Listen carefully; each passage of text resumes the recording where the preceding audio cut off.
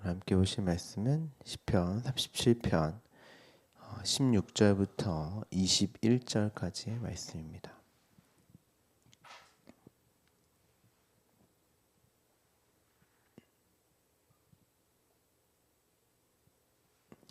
시편 37편 16절부터 21절까지 우리 함께 봉독하죠. 의인의 적은 소유가 악인의 풍부함보다 낫도다. 악인의 팔은 부러지나 의인은 여호와께서 붙드시는도다.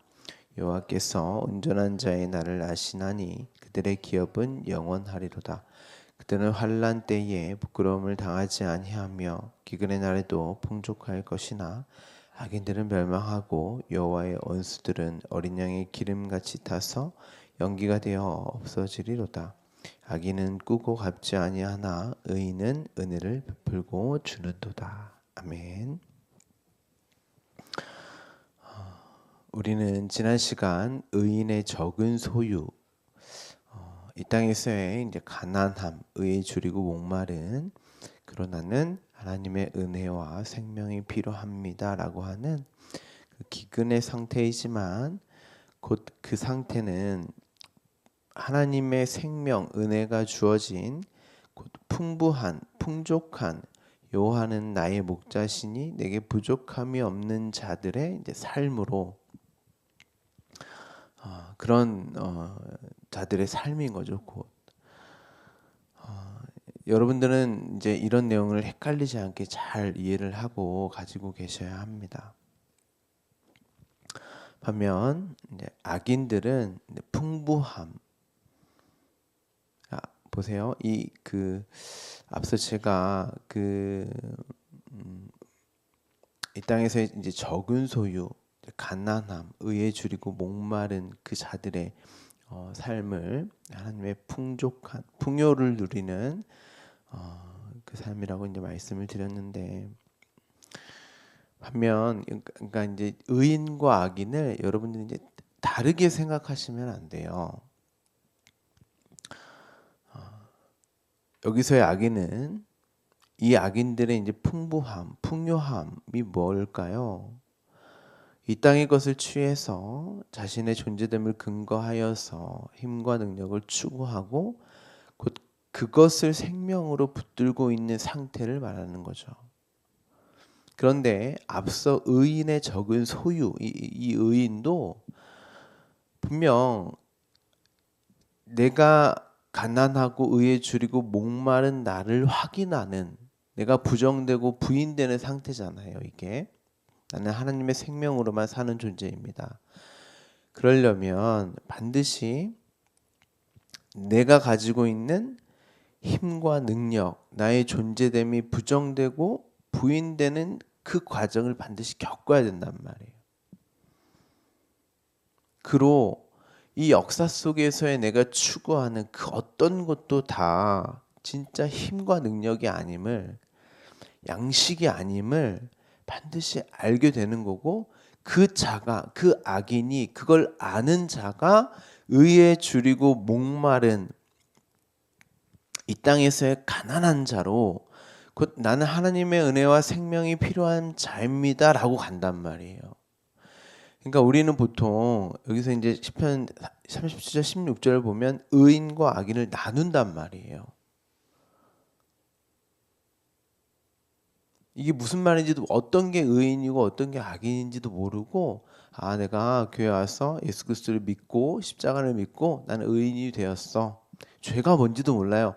그러니까 어떤 분들은 내가 교회 나와서 열심히 하나님을 섬기고 하나님의 일을 하고 성화되어서 성숙되고 자라남으로 해서 점점 내가 죄를 안 짓는 자로 이렇게 된다고 생각한단 말이에요. 그리고 이제 교회 와서 나는 너희들과 달라. 나는 죄를 안 지어. 그리고 그 다름을 증명하기 위해서 다른 사람들을 판단한단 말이에요. 정죄하고. 여러분은 여기서의 악인과 의인을 잘 이해를 하셔야 돼요. 악인은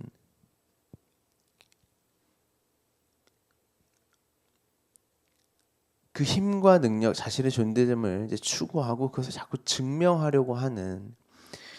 그런데 실제로 먹을 것이 없는 가짜 양식을 먹고 있단 말이에요. 근데 실제 그들은 일을 간단 말이에요. 양식이 없어서. 분명 성경은 이 땅에 의인은 없나니 하나도 없다고 했어요. 모두가 마음에 하나님을 두기 싫어하는 죄인이요 악인, 곧 내 안에 그리스도가 사는 것이 아니라 내 뜻과 계획을 나로 가득 차 있는 모든 것이 악할 수밖에 없는 자들인 거예요. 그런데 그들 안에 영이, 그리스도의 영이, 성령이 찾아오므로 그 악인 중에 하나님의 은혜를 받아서 하나님의 택함을 받은 악인이 있는 거죠. 그리고 그들을 의인이라고 칭해주는 거예요. 그럼 그는 악인입니까? 의인입니까? 네? 여러분 생각해 보세요. 여러분 지금 의인이에요? 악인이에요? 그러니까 이것도 이분법적으로 생각하시면 안 돼요. 그냥 아들이에요. 그냥 생명을 가진 아들. 그 악인은 이 역사 속에서 십자가로 말미암는 자기 부정과 부인의 그 과정,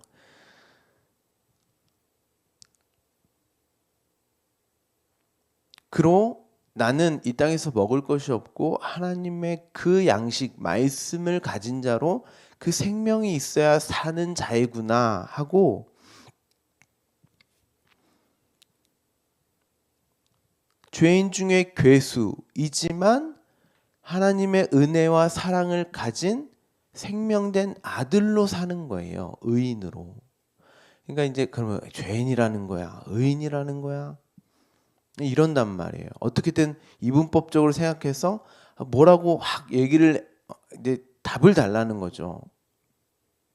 우리는 죄인도 의인으로 볼 수 있어야 되고 의인인 나의 상태이지만 또 죄인된 나의 모습을 보게 되는 거예요.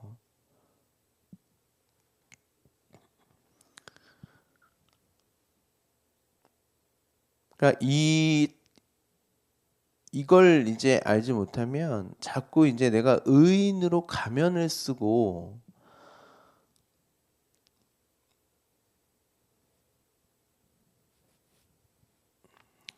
다른 이와 이제 차별됨을 추구하는 거죠. 바울은 분명히 오호라 나는 공고한 몸이로다 이 사망의 몸에서 누가 나를 건져내랴. 이게 여러분 구원받기 이전의 바울이 아닙니다. 예, 이제 마틴 로이드 존스 목사님이나 뭐 이런 유명한 목사님들이 다 이렇게 얘기한단 말이에요. 로마서를 해석을. 이건 바울이 구원받기 전이다. 그걸 기록한 거야. 이제 이렇게 얘기하는데 그런 말이 아니에요. 그리고 이제 이걸 성화로 이제 이야기한단 말이에요. 우리 주 예수 그리스도로 말미암아 하나님께 감사하리로다. 그러나 내 자신이 마음으로는 하나님의 법을 육신으로는 죄의 법을 섬긴다. 악인에서 죄인 된 상태가 아니고 구원 받았어요, 바울은. 그런데 내 자신의 마음으로는 하나님의 법을 육신으로는 죄의 법을 섬기는 이 상태로 있단 말이에요. 죽을 때까지.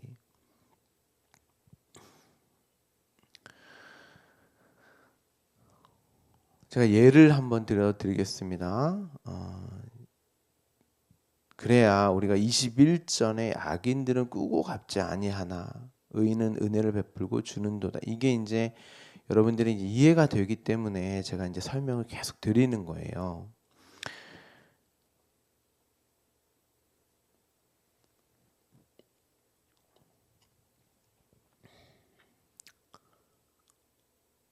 오늘 본문 17절에 보면 악인의 팔은 부러졌다 이렇게 돼 있죠.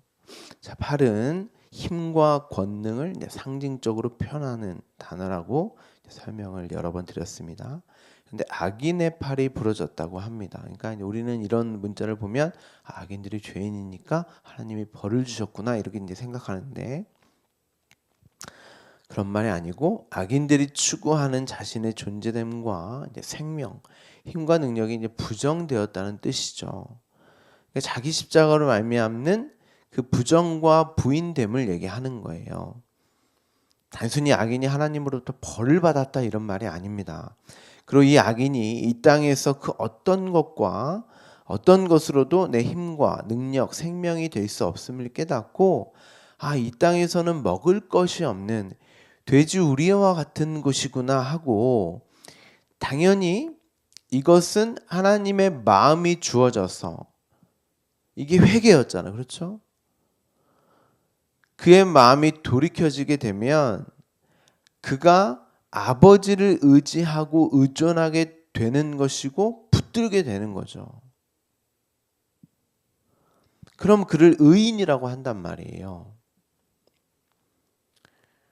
그러면 의인입니까? 악인입니까? 이걸 요구하는 거죠. 저한테 이제 답을. 잘 생각해 보세요. 자, 그런데 이가 아버지의 재산, 소유, 유산을 가지고 나왔단 말이에요. 이 탕자의 비유에서. 그런데 그것을 다 탕진해 버렸어요. 자기가 원하는 것으로 써버렸어요. 그것을 이 비유가 율법주의 유대인들에게 그 서기관 사두개인들에게 주어졌다는 것을 잊으시면 안 돼요. 자, 그 율법을 가진 첫째 아들 너희가 아마 이렇게 생각할 거야. 이제 그런 거죠.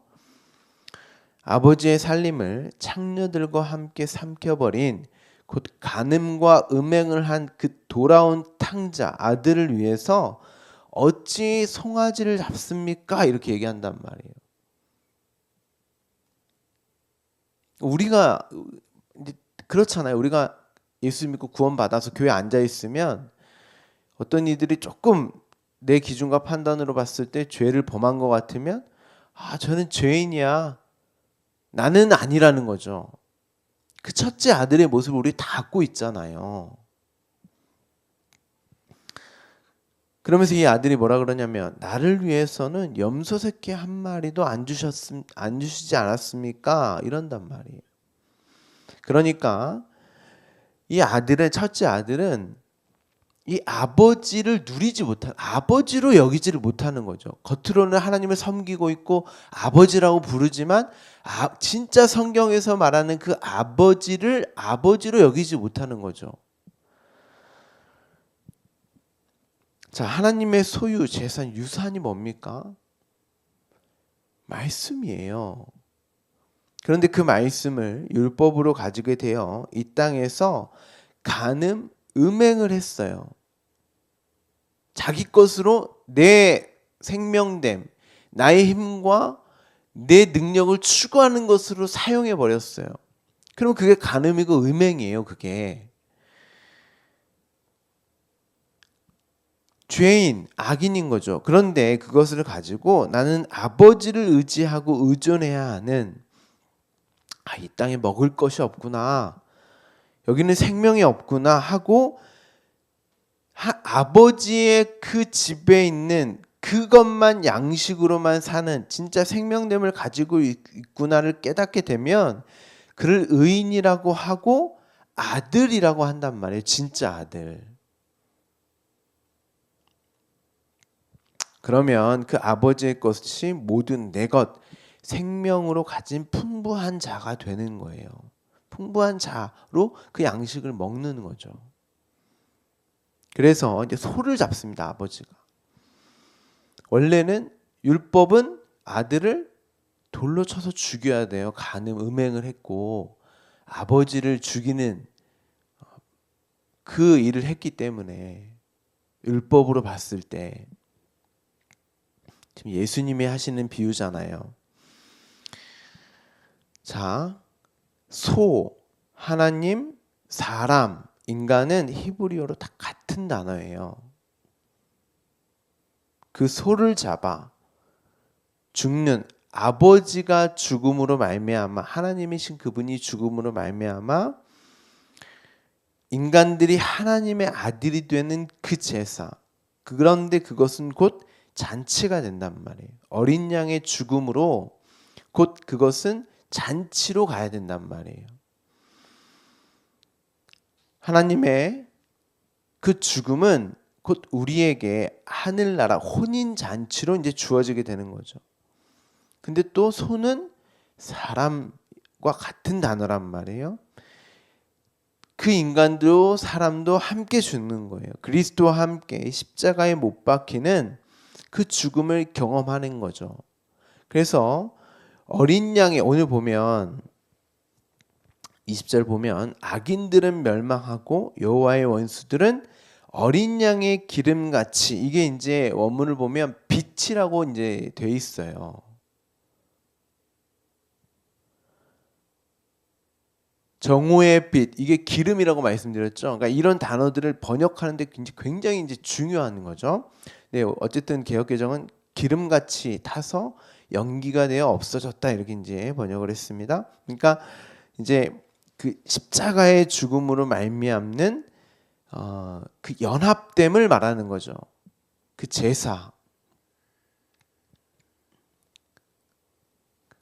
분명 여기 이 땅에서의 그 악인들은 부정되고 부인되는 그 심판으로의 삶을 말하는 거죠. 그런데 이게 곧 구원이고 혼인잔치란 말이에요.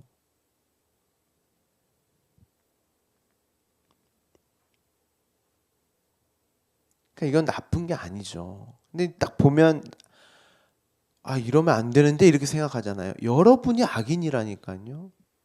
여기서 여러분들이 그 심판을 경험하고 내가 부정되고 부인되는 그것을 경험하고 이 육이 아님을, 생명됨이 아님을 경험하고 그 어린 양의 기름 십자가로 말미암아 내가 여기서는 먹을 것이 없는 생명을 추구하는 게 아니라 그 아버지의 나라의 그 양식 생명으로 내가 살아야 되는 거구나 하면 그 심판이 나에게 구원이 된단 말이에요.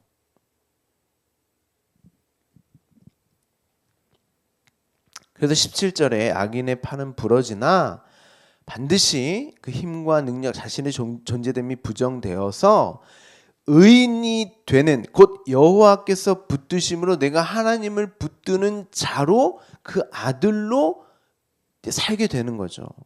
그것이 18절에 여호와께서 온전한 자의 나를 아신다.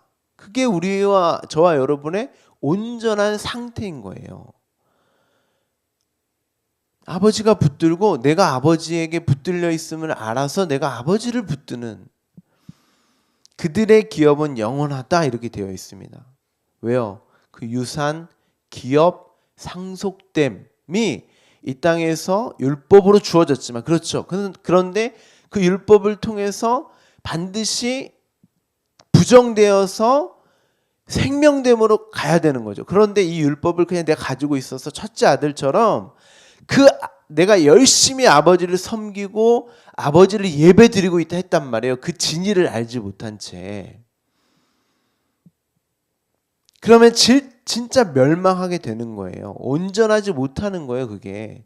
근데 자신들이 다 온전하다고 여겼고 자신들이 여기서 양식을 먹고 있다고 생각했단 말이에요. 금식하고 있고 열심히 선을 행하고 있고 이러면 아버지가 좋아할까? 내가 이러면 그 아버지가 나에게 상 줄까? 내가 이것 좀 못하면 내 아버지가 나를 벌 줄까? 이 아버지는 나에게 있어서 아버지가 아니란 말이에요.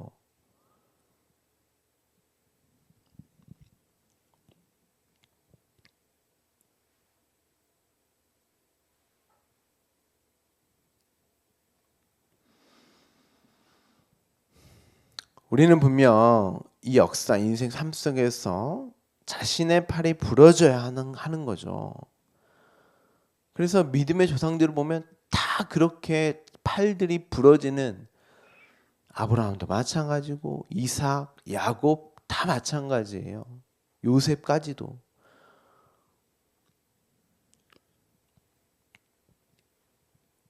앞서 제가 그 첫째 아들 장자에 대한 그 말씀을 잠깐 드렸는데, 그 아버지 하나님을 오해하고 열심히 율법 지키고 제사하고 하라는 일 했단 말이에요. 첫 번째 아들은 자신은 음행도 간음도 안 했고 아버지의 말씀을 온전히 지키고 있다고 생각했어요. 그런데 그게 진짜 간음이고 음행이란 말이에요.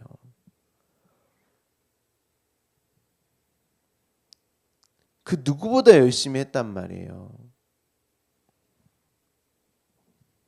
단 한 번도 나가서 아버지의 소유를 달라고 하거나 그것을 가지고 창녀들과 어울리지 않았다고 생각했어요. 어울리지도 않았어요. 실제로 아버지를 섬겨 명을 어김이 없다라고 생각했어요. 그것을 풍요롭게 가지고 있고 먹고 있다고 생각을 했죠.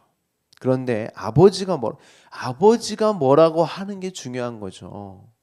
우리가 뭘 하는 게 중요한 게 아니고 아버지가 뭐라고 합니까? 너는 항상 나와 함께 있으니 내 것이 다 네 거다. 네 것이야. 그런데 이 아들은 어떻게 생각했습니까? 아버지는 나를 위해서 그 어떤 것도 주신 적이 없는. 그러니까 그것을 자신의 생명으로 자신이 진짜 먹어야 할 그 양식으로 가지고 있지 못하는 그 아버지를 아버지로 여기지 못하고 누리지 못했단 말이에요. 왜냐하면 자신은 그 아버지의 사랑과 생명을 그냥 은혜로 주어져야 함을 모르는 거죠. 왜요? 자신은 열심히 하고 있다고 생각했고 그것보다 아버지의 그것보다 자신이 할 수 있음을 더 붙들고 있었단 말이에요. 생명으로. 전적인 아버지의 것으로 사는 존재가 아니었어요. 내 것이 진짜 다 네 거야. 성경에 보면 내 것이 다 내 것이로되 내 것이 다 네 것이로되 이 말은 그런데 진짜 너의 것으로 생명으로 풍요함으로 가지고 있지는 못하는구나. 먹지를 못하는구나. 그런데 네 동생은 봐라. 죽었다가 살아났다. 내가 잃었다가 얻었기로. 자, 죽었으면 죄인이죠. 근데 살아나면 의인이란 말이에요.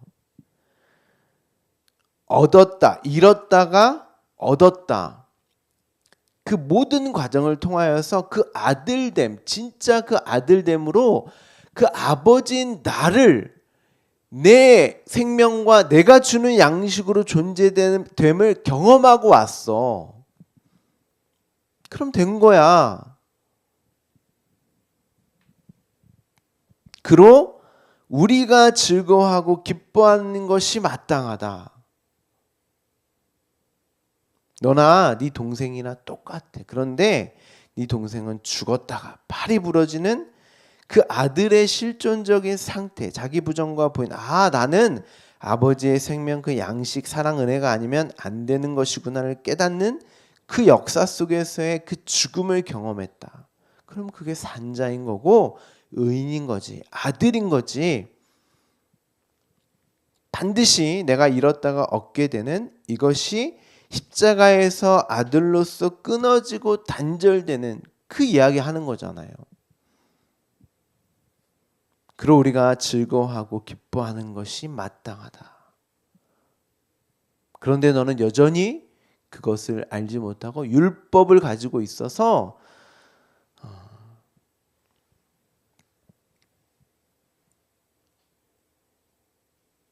그걸 온전한 자의 상태, 그것을 유산으로, 기업으로, 상속으로 갖지를 못하는구나.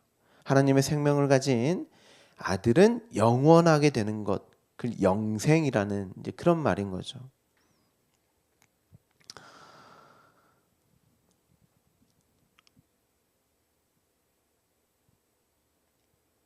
오늘 그 20절까지의 그 악인, 의인의 그 내용이 아들의 내용으로 여러분들이 가지고 있지 못하면 여기를 그냥 여러분이 율법적인 그 상태로 보고 있어서 악인들은 멸망하고 여호와의 원수들은 그렇게 다 벌받는구나.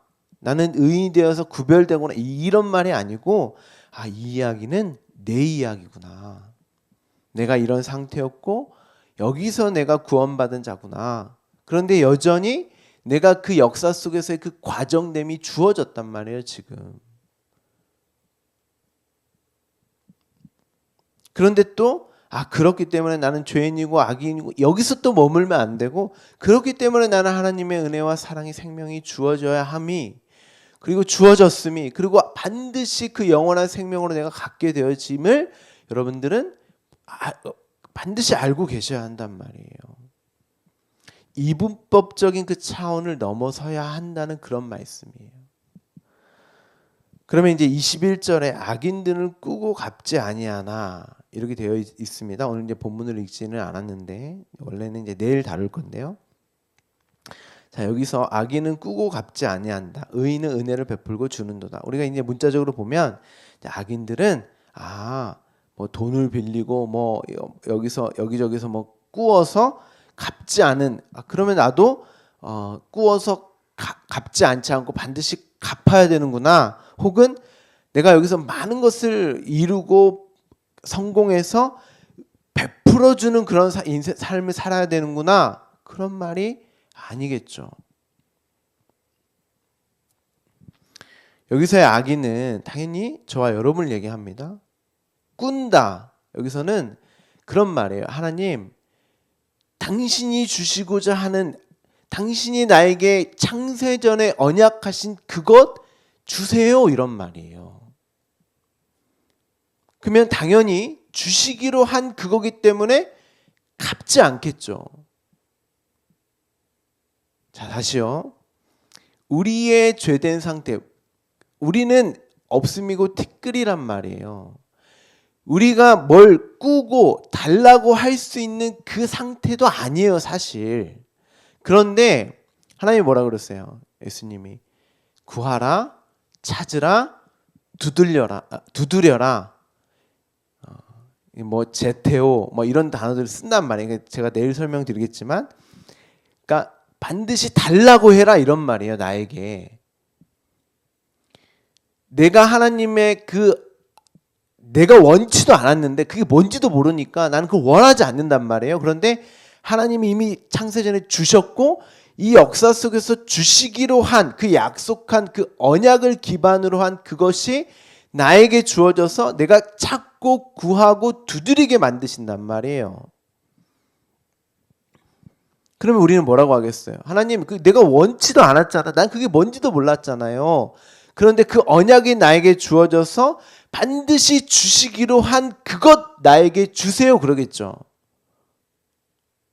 그게 이제 빚이라고 이제 번역이 되는데, 이제 빚진 자, 이제 사도 바울도 이제 그렇게 얘기한단 말이에요. 교회에게 내가 너에게 빚진 자로 돼 이렇게 말을 하잖아요. 내가 당신에게 빚졌습니다.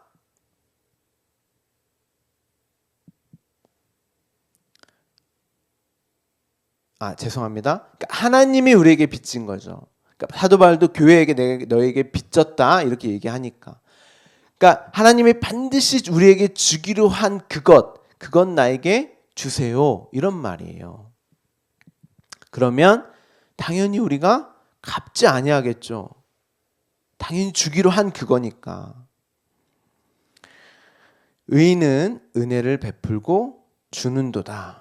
당연히 의인은 1차적으로 우리를 이야기하는 게 아니라 의인인 예수 그리스도를 말하는 거겠죠. 그 은혜를 우리에게 베풀고 주어지게 되는 거고, 그리고 사도 바울이 당연히 나도 은혜를 받아서 이제는 베풀고 줄 수 있는 상태가 되는 거죠. 그래서 교회에게 내가 너에게 빚진 자다.